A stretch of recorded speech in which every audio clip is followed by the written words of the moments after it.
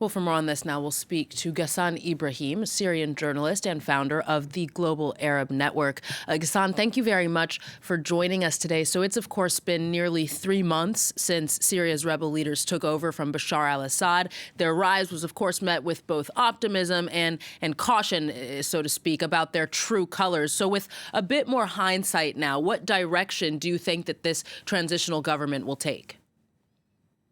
Absolutely, there is a cautious optimism in Syria.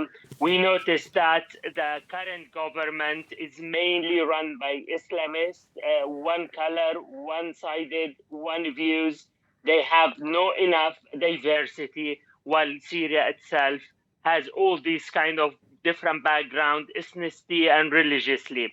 So they promised that in 1st of March or beginning of March there is a new government. It's mainly is gonna be like a technical government rather than politician or political views. It will have different background. This is a promise, but there is a lot of question mark. Will this government will be able, or the current government will be able to establish such a transitional government representing all the Syrian, or it's just gonna be expert government rather than representative government with goals of to establish the main system in Syria and put the country on the road toward a new institution, election, and let the new parliament establish the right government to represent of the whole Syrian. There is a lot of questions, but at the same time, people are hoping Syrian people are hoping the situation will be much better than ever. So the biggest stakeholders in this are, of course, sir, the Syrian people. Do you think that al-Sharaa, at least for now, has broad support from Syrians themselves and from Syrians of all walks of life? Syria currently is fragmented. It's difficult to say how legitimacy any leader would have inside of Syria. The Druze in one side, the Kurdish from one side, the Alawite from other side, and the rest of the Arab Sunni. So as well, still even inside of the Sunni community, not all of them supporting Ahmad al-Sharaa. Everyone looking for to have Syria more secular rather than to have it this kind of style of Islamist group running the country. But still, at the same time, we noticed that the Western community and the Arab leaders supporting the current transition government or leaders, and hoping that by offering them the support and putting pressure at the same time, something has to change and adapt to the new reality in Syria rather than having a geological government. There is a lot of questions, but at the same time, the current Syrian leader has no option but to change, either to change himself or have himself eventually changed by the Syrian. The Syrians are not 100% happy with the situation now, but for sure happy to see Assad departure from the scene. But they want and they have higher admiration and expectation to see Syria becoming a normal state rather than having some ideological group running the country. But the same thing, there is no any roadmap to put the Syria on and to have at the same time the pressure from the Europeans and the Western countries to make sure Syria is heading in a normal state style rather than having some ideological support from Turkey and some other Islamist group or countries they want to see, So there is two different scenarios Syria heading toward, either follow Turkey style or to see Syria heading toward more freedom, election, and allow the Syrian people themselves to choose a new leader, a new government.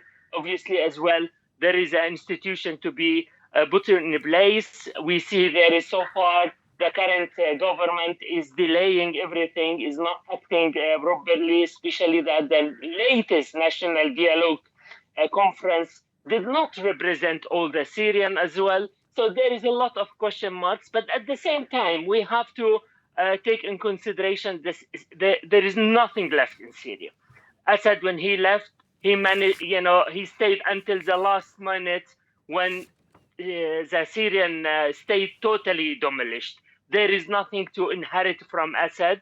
So there is a lot of difficulties the current government is facing. So which make it as well more challenge and more difficulties to tackle the situation.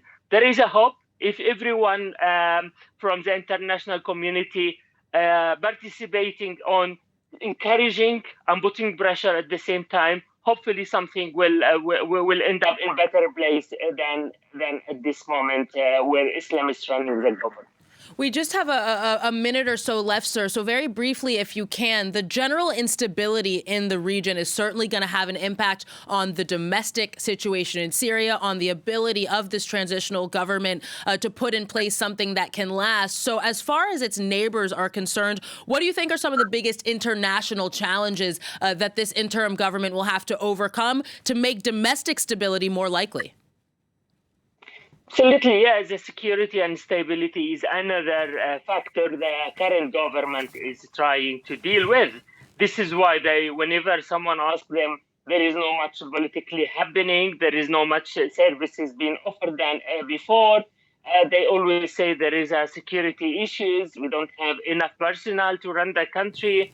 The previous government, Assad government, most of them flee their job and left position, fearing of being brought to justice due to many of them they were involved in a brutal war. So there is a big vacuum in the Syrian state.